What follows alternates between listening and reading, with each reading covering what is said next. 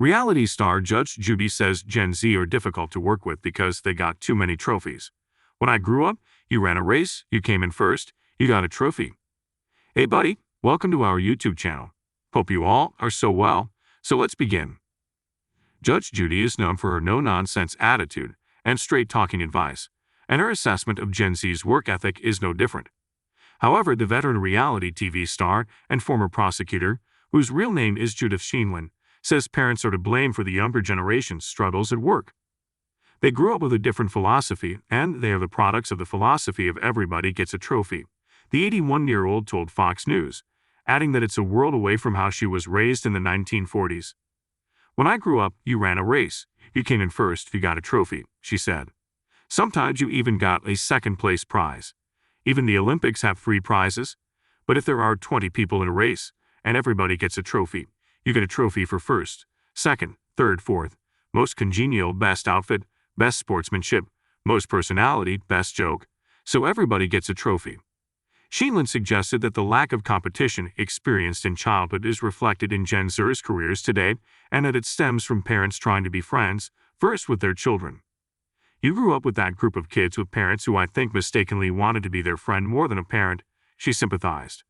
And it may be that they were busy working households and both their age and their morality were taught in school, which to me is a big mistake. You're supposed to learn good things at home and ABs in schools. Easy. But the generation isn't exactly helping themselves either. Although Sheindlin blamed pandering parents for setting Gen Z up to fail in the corporate rat race, she warned young workers that they aren't exactly helping themselves either.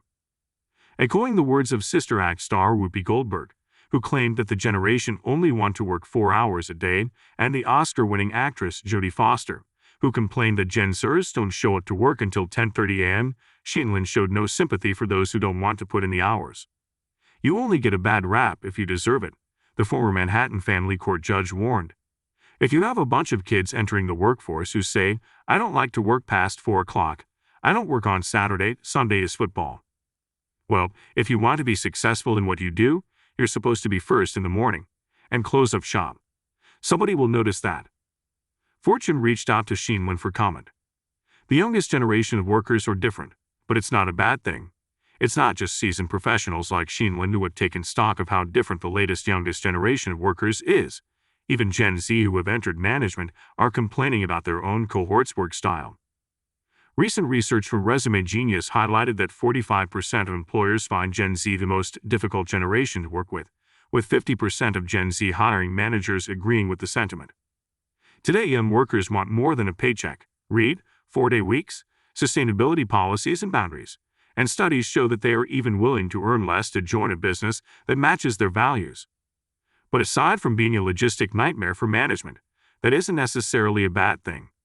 With employee stress and burnout rapidly on the rise and mothers still heavily penalized by traditional working norms, having a generation that's demanding more balance from work may benefit all.